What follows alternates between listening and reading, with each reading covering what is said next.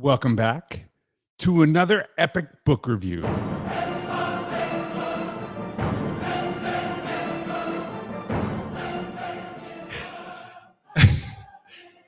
This is the last book review. This is the only thing that people liked about it. They just like the theme song. So let's do it one more time.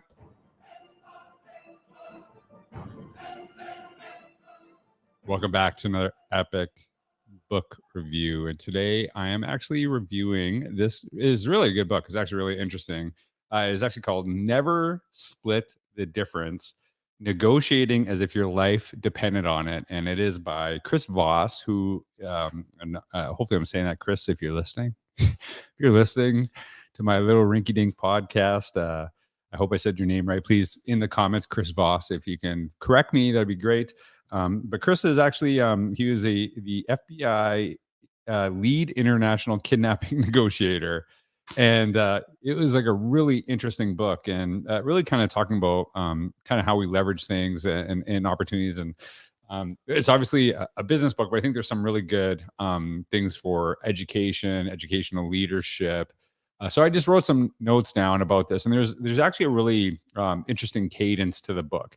So basically, in every chapter, Chris and it says with Tahl, I'm guessing a little bit of a ghostwriting situation, getting the stories from Chris and going there. I feel like I know Chris the way I'm talking here.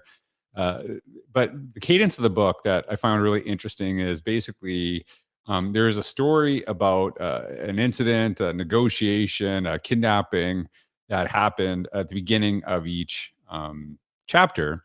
And then throughout the chapter after, they talk about some of the techniques, some of the things that actually happen. And I think there's a lot of really good lessons here if you're involved with business, but in personal life too, and connecting. And there is one quote that really kind of, I don't know if it summarized things for me, but really kind of made me think. It just kind of prevailed throughout. And it is just simply this one, is that leverage isn't the same thing as power. And the analogy that was presented in the book is basically, if you are, the president, if you're one of the most powerful people in the world, and you are actually on a deserted island and there's a vendor with water, the vendor has leverage. And I thought that was a really interesting connection. And you think about, a superintendent in a role, that person, he or she could have power, but in certain situations, leverage changes those things, changes kind of some of the dynamics. And so just kind of keeping that quote, that thought in the back of your mind as I'm talking about some of these things. So I wrote down a few quotes from the book, and just kind of a couple of my stories to kind of really think about this. And the first one, the first quote that really resonated with me is this one: is that empathy is not about being nice or agreeing with the other side. It's about understanding them. Empathy helps us learn the position the enemy is in, why their actions make sense to them, and what might move them. Now, the one word that I have a little bit of a conflict with, and understand why it's shared, is that this is a book from the context of someone who's dealing with like hostage negotiation. So to think the other person is the enemy makes sense maybe in that context. And so if we kind of just displace that word, and then and you just say empathy helps us learn the position the other person is in, why their actions make sense to them, and what might move them.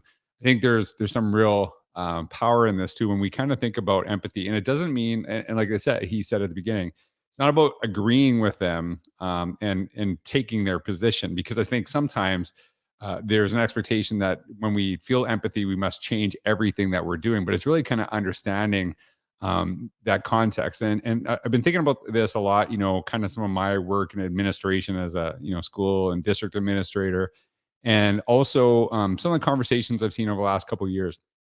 And really kind of thinking about when I hear someone say, oh, like, that crazy group of parents or that crazy group of teachers, and really kind of how dismissive that is a lot of times, is that it doesn't mean that someone is right in their position. But here's just a little tip.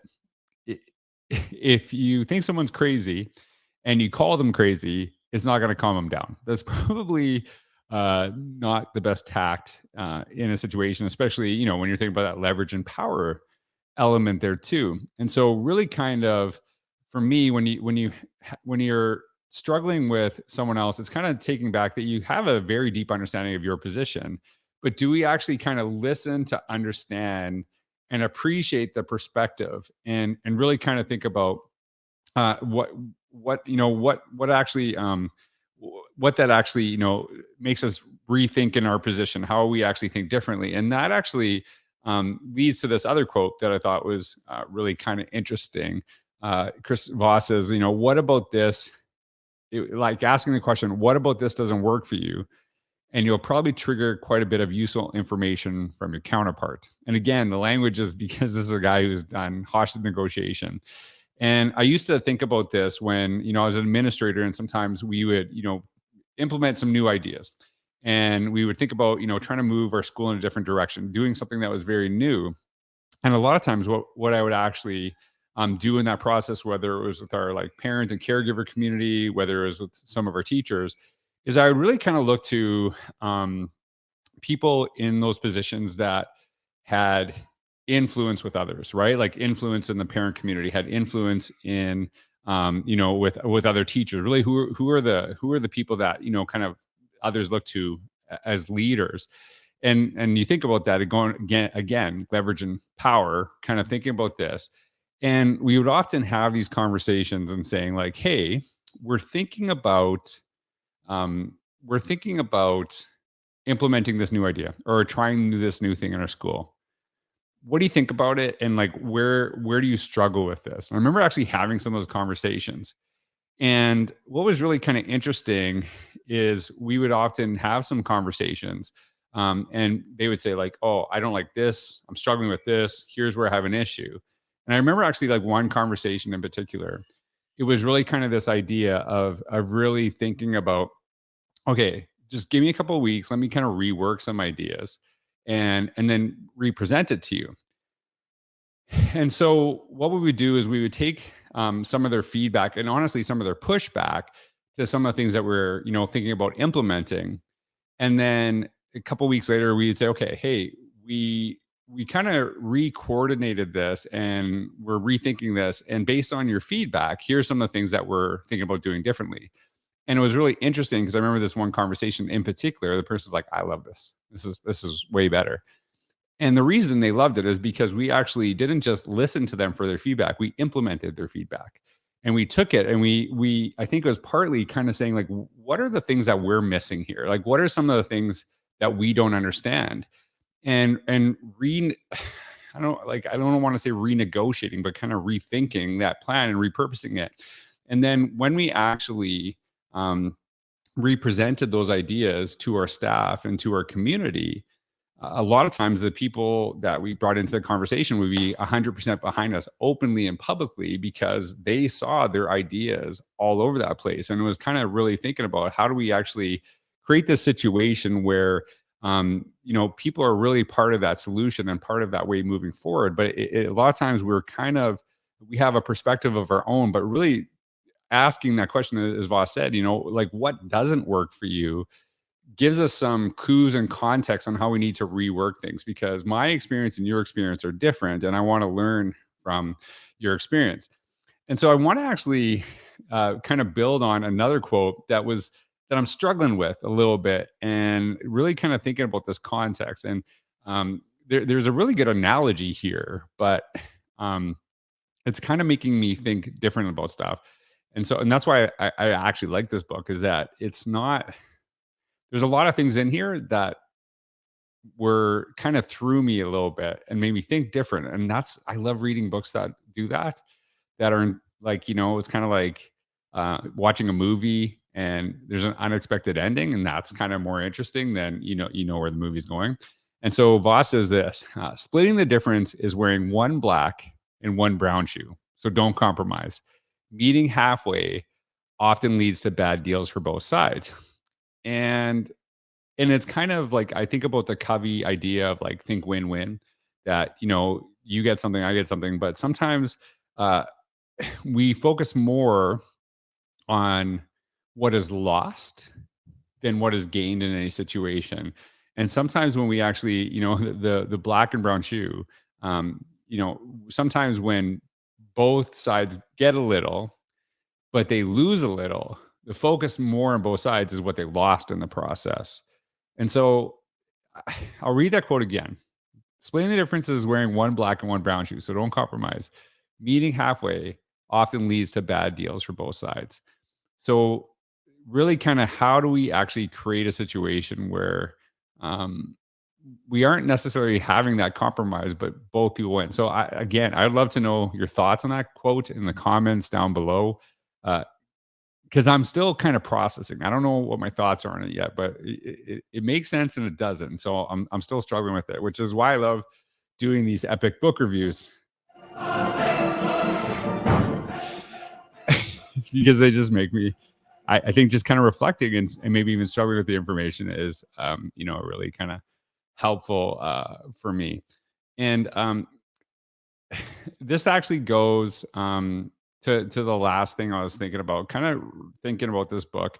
When I thought about this quote, and I'll go back to it again, the idea about splitting the differences, wearing one black shoe and one brown shoe, and then about the idea of what doesn't work for you in this process.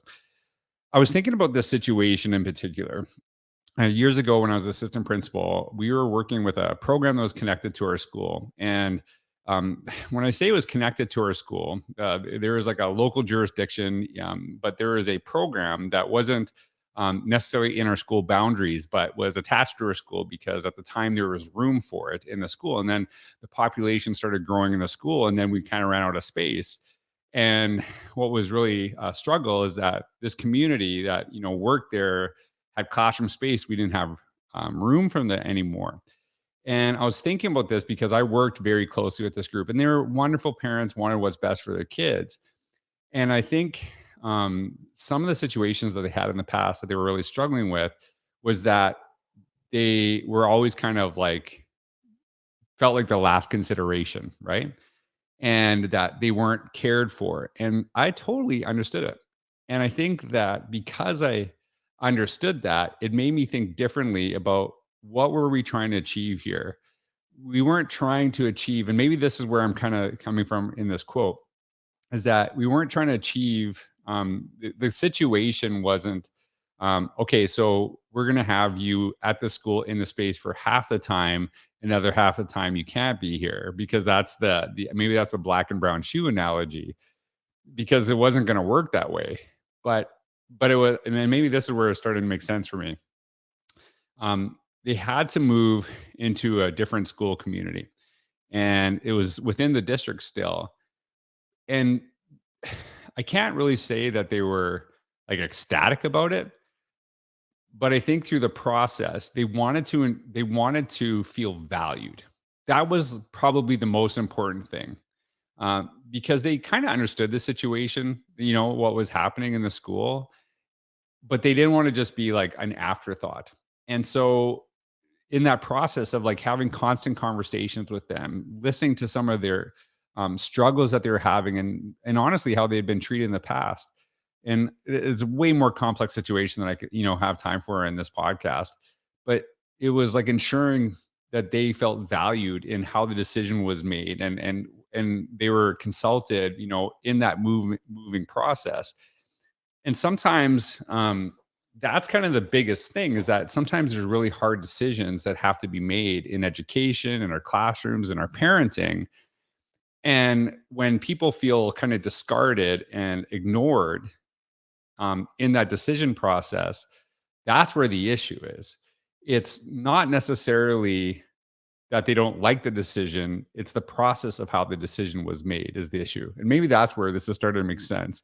And so when you're thinking about this and how we actually connect and have conversations, and when we have that struggle of like what I want, what is necessary, and what you want, and what is necessary, and kind of finding those spaces, I think that was really kind of why I enjoyed this book. And so, like I said, it's a good book for if you're you know doing business stuff. But there's some lessons here for education. But I think too, and this is kind of why I'm doing these book reviews, I'm trying to read stuff that doesn't have to do with education. and kind of seeing, is there context? How would this work in the classroom? I think there's a lot of really great ideas because, there's times I remember actually, I can't remember the comedian, but they were talking about how hard teaching is. And they're like, okay, so you have to teach math um, to a bunch of people who don't want to learn math. And that's a super hard job, right? Like that is a really hard thing. And so if you think about it, there is negotiation in that process sometimes, and how we look at the things and how we do this. I can't remember the comedian. I'm sure if you just Google that, you'll find it. But I thought it was like a really interesting analogy. And so there is negotiation that happens, in our professional life, in our personal life, with our families. So I really enjoyed this book, Never Split the Difference, Chris Voss. You can see it in the link down below. But thanks again for listening to an epic book review. I just love that music. Maybe that's why I do the podcast. This is the last recording that I'm going to do for the podcast this year. Thanks for joining me and being a part of my reflections. I hope you have a wonderful day. Check out the book. I'm sure you'll love it. Have a great day. Take care. Bye-bye.